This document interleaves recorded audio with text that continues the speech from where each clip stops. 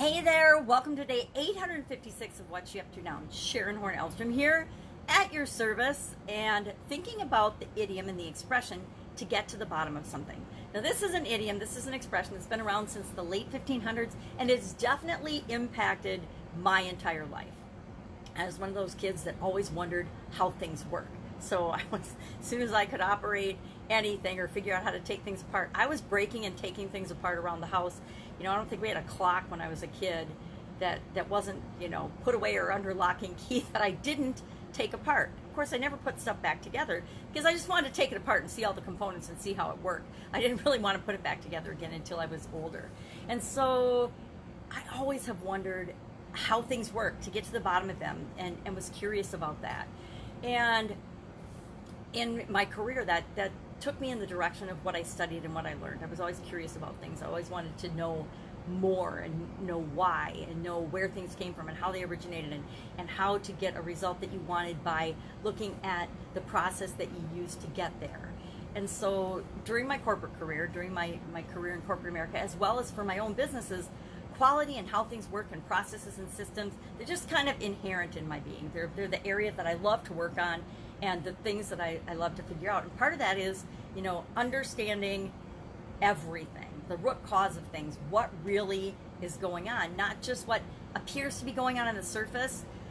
It goes on in every area and every aspect of our life, but especially in manufacturing and in businesses. Being in quality, you deal with a lot of the customer concerns and the quality concerns. And that can sometimes trigger a lot of emotions. I remember we would get some of the most amazing things sent to us when I first got out of college and worked at Procter & Gamble making toilet paper. People would actually send us their underwear in the mail and say that the toilet paper didn't protect their underwear enough or whatever. I think it was before, personal hygiene, things like Depends and things existed, but it was crazy. And my job, of course, in quality was to investigate and figure out and find out, well, where could this happen? Where could it maybe have happened?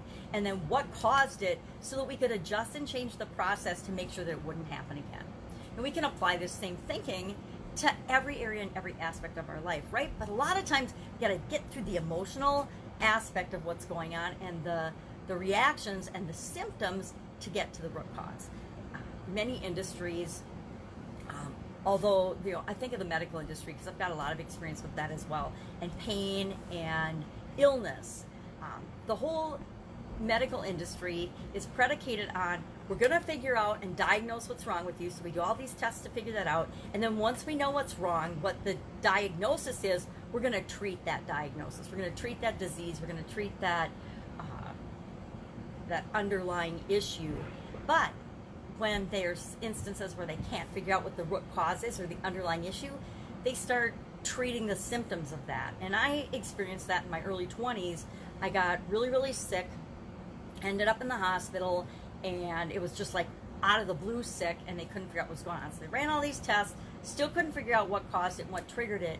And that led to all kinds of different medications and things being diagnosed, to the point that I ended up bedridden for several years because the side effects of all of the medications I was taking ended up making me worse and have more symptoms and sicker than the underlying illness itself. And it wasn't until I made a conscious decision to get to the root cause of what was going on with me that anything changed in my life, and I actually got to reclaim my life and take my life back.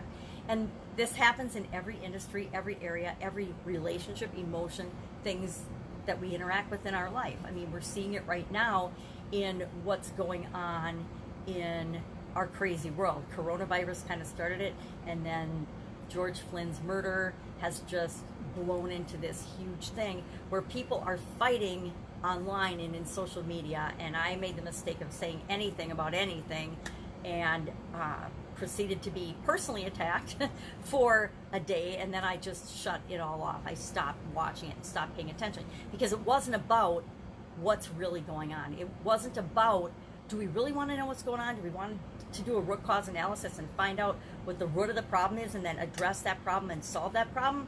Or do we just want to sling mud and name call and make people victims and make people feel bad about whoever they are, whether they can help it or not?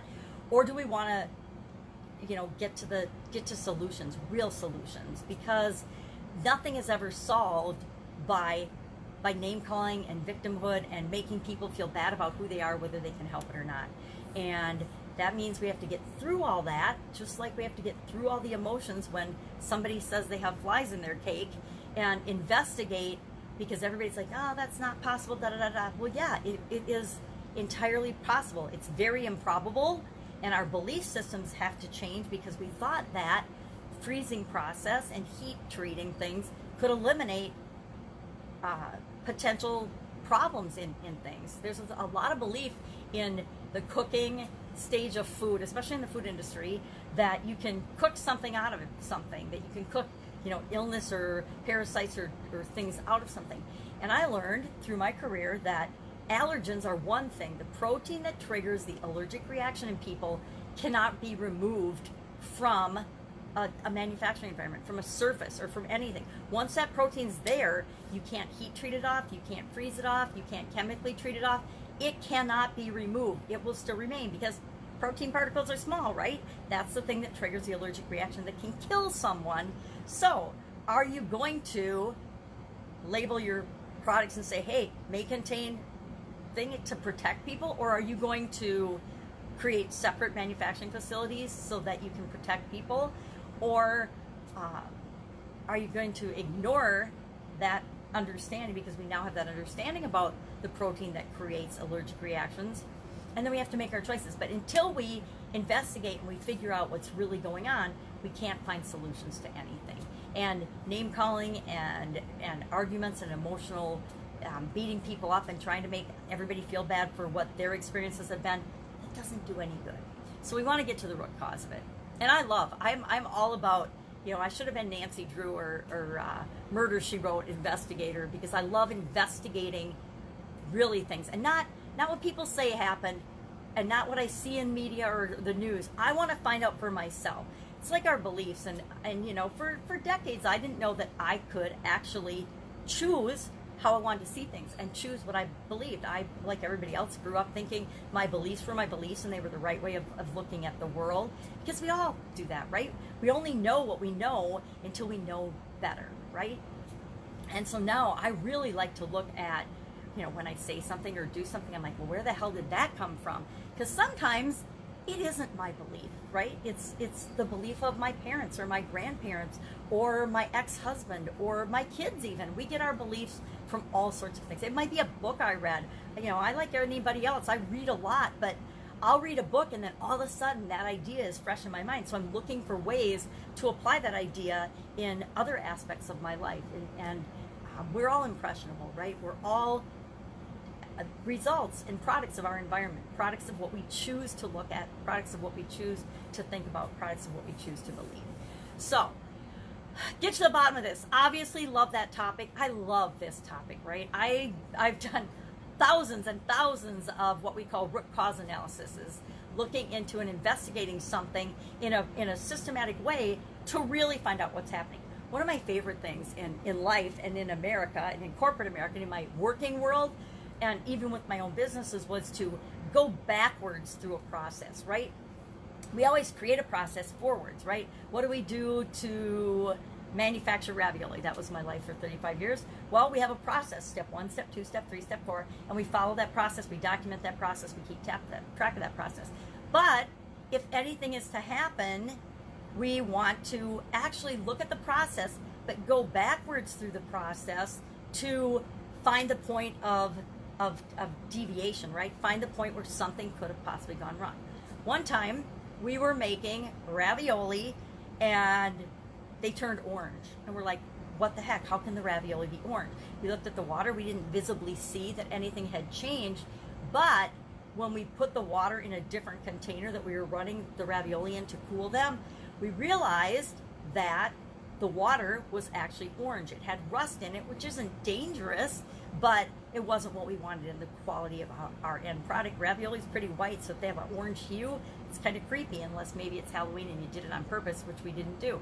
Well, we had to trace back, and I had to investigate and find out that the city had actually upstream from us in the water system had flushed out the rust in some homeowners' pipes because they were complaining about rusty colored rings in their toilets. So without letting anyone know, and businesses know, because we're the only actual food manufacturing plant in our area, they just flushed out the pipes. And so then that whole day we had to run water through our system. We had to take a whole day off and clean out the pipes to make sure there was no orange or rust in the water that we cooled the ravioli off on. And you know, it's not anybody's fault, but if we didn't know what had happened and we didn't look into it, we just would have made a bunch of orange ravioli, sent them out, and gotten a bunch of complaints, right? Because you really didn't, it was really a light hue. I mean, probably the human eye wouldn't notice it, but I'd been in printing for years, and so I have a way to discern color that most people don't. And I'm like, why are the ravioli orange? And then, you know, we can't assume that the person cooking the ravioli and cooling them has done anything wrong because the ravioli's orange. They didn't, you know, create them orange. So we have to look into and really find out what's causing things to happen. And then we can do something about it, right? Until we knew that the city had flushed out the pipes and the water was indeed had rust in it and was orange, we couldn't solve the problem, right? So we had to stop production and figure it out because we weren't going to make a bunch of bad product. So, love this topic. Absolutely, positively love the get to the bottom of something. And I'm learning that, you know, just like anyone else, I'm a human being and I can be triggered by people's personal attacks and emotions because we get triggered. So root cause analysis, get to the bottom of it. Get to the bottom of everything. Don't take things on face value. A lot of times people will say something to us and it hurts our feelings and we forget to realize what they're saying really isn't about us 99% of the time. It's about something that's going on with them. They might be judging us for something they're feeling about themselves, or they might be, you know, just spouting off or triggered. I don't know. We all trigger one another. Human beings are like massive button pushers. Anyway, today is day 2 of the Get Up and Go Challenge, doing a 40-day challenge as part of a challenge for 150,000 entrepreneurs to create their own challenge in their life. Because guess what? If 150 business owners do a 40-day challenge and up-level themselves, that's going to automatically impact all of the people that they come in contact with. So I said, yep, I'll sign up for that. I've been doing challenges anyway. Let's do a 40-day Get Up and Go challenge. And what I love about it is we can actually spend the amount of time on a couple of key areas and topics that usually get glossed over. I've done lots of challenges, and I've led lots of challenges, and I've participated in literally hundreds and hundreds, if not thousands of challenges. Well, definitely thousands of challenges through my life, but hundreds of other people's challenges for sure. And one of my personal biggest frustrations is that you rush through a process so fast that, yeah, you can do a little teeny piece of it, but you're not really doing what you need to do for it. I love when people say, you know, day 1, identify your ideal customer. Day 2, you know, start creating the marketing for that customer. Day 3, or whatever, they take you through their process. And it is such a teeny tiny aspect of what they do. My favorite taste of that was in the 30-day One Funnel Away challenge. I love that challenge. I've done it at least, I don't know, 5 or 6 times with people and with groups of people. But there is no way that if you're going through it the first time in 30 days, unless you have all kinds of components in places, things in place, that you can get through that challenge. And it's a minimum commitment of 3 or 4 hours a day to do that challenge, to give it any type of justice whatsoever. How many people actually commit to, number one, the vast majority of people won't commit to 30 days. They won't do anything for themselves for 30 days. But except for go to work for somebody else, right? To go to work for somebody else for 30 days. We do that all the time. We go to school for a lot more than 30 days. We do a lot of things every day, but we don't realize that we do. We need to do more of those things that actually are in alignment with what our life is. So what I like about it is we can break it down and we don't have to fly through those things that we should think about for more than one day, right? Who do you want to serve? Who's your ideal customer? That usually for most of us is not an instantaneous answer, and we don't pick the right group the first time, right? At least I haven't. Maybe it's just me. So Get Up and Go challenge, we talked about what do you want yesterday, and today was what do you really want? Not what do you think you should want. What does your heart and your head and your soul all together really want, right?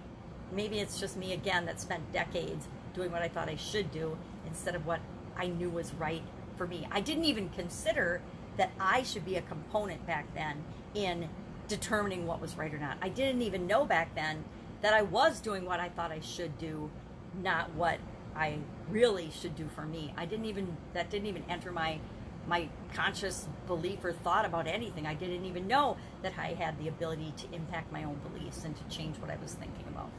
So, Get Up and Go Challenge, day 2 of 40.